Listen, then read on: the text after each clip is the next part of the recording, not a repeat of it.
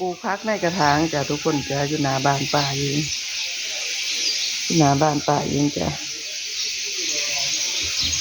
เปิดน้ำไว้อยู่เดียวนี่คันผู้เฒ่าเปิดแล้วเปิดทิ้งไว้อันนี้พักกุยช่ายพักเปลี่ยนจ้ะทุกคนจ้ะกำลังงามพักเปลี่ยนตัดแล้วรอบนึงสะระแหน่กำลังขึ้นจ้ะขิงจ้ะทุกคนจ้ะขิงบ้านขิงบ้านเราอันนี้พักแพ้วจ้ะทุกคนสะระแหน่กำลังสวยงามกำลังขึ้นงามค่ะทุกคน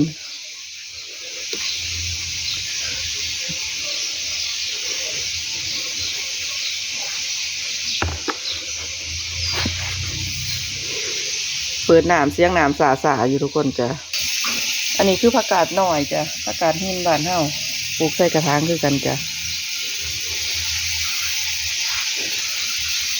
ขิงจ้ะขิงต้นนี้บ่สวยแล้วนี่แก่แล้วหอมผักชีค่ะชีหอมจ้ะทุกคนจ้ะกำลังสวยงามเลยกาดหินตะกี้มันเป็นกระถางต้นใหม่ป่าเนาะพ่อเปล่าก็อยู่ข้างนอกย่ายแกทำการโละต้นไม้ป่าถิ่มเบิด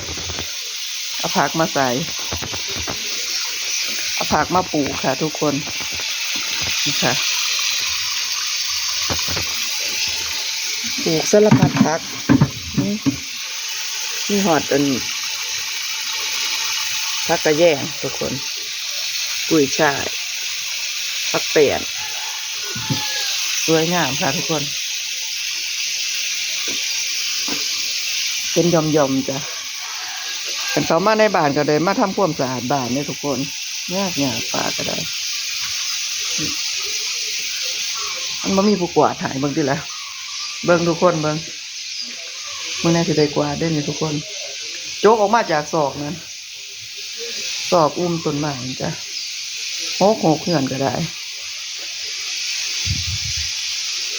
รกมากค่ะทุกคน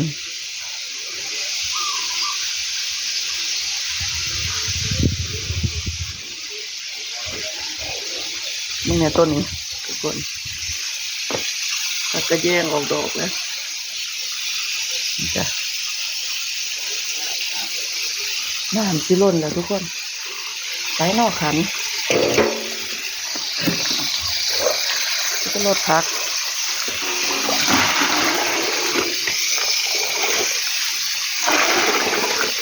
ใหญ่แล้วลดพักเราเปิดหนาไว้ด้วย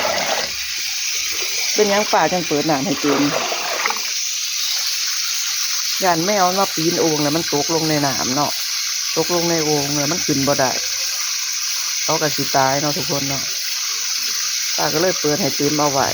ถ้าเขาตกกับเขาลอยขึ้นได้เนาะป่าคิดจังสีเด้คิดแบบนี้ได้ค่ะทุกคนค่ะป่าคิดจะแนวนี้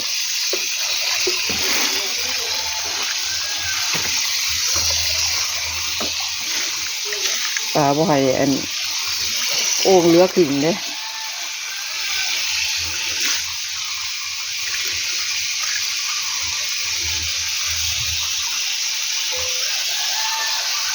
ไม่ให้เหลือขึ้นเด้ทุกคน